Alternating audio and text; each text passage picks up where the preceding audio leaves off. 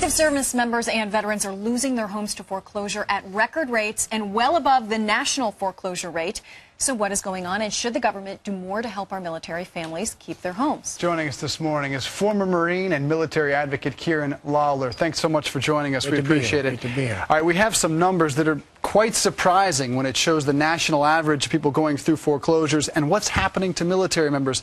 Why so the discrepancy here? And there are the numbers. 32% for the military, 23% is the national average. Why the difference there? I think a couple of reasons. I think a tough economy hurts veterans more acutely. Why? One thing is most of your veterans who serve overseas in the most important jobs, whether it's infantry or artillery, those jobs don't translate into the civilian world. So you come home and you're looking for a civilian job, your experience, which is tremendous, there is not a equivalent for you to go into. So the guys who do the most difficult jobs, they don't have much to come home to in terms of employment. Even police departments and fire departments, they're not hiring right now, and that's a long-term process. So if you have a mortgage and you have bills to pay and you're waiting 2 years on a waiting list for a police department, you're in tough shape. And you bring up an incredibly important point, is jobs, and the unemployment rate among veterans is higher than the average unemployment rate across the nation, 15% for veterans compared to about 9% across the nation.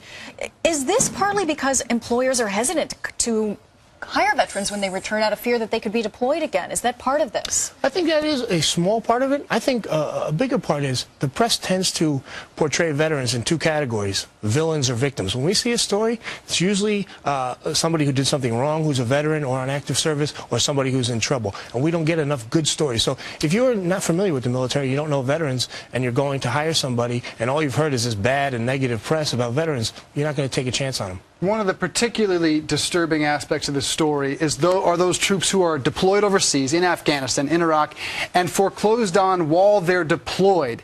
Are the banks doing anything improper here? There was a big issue just a few weeks ago. J.P. Chase was hauled before Congress rightly because they were illegally foreclosing on active duty members of service, which are not allowed to do. So what's being done to prevent that in the future?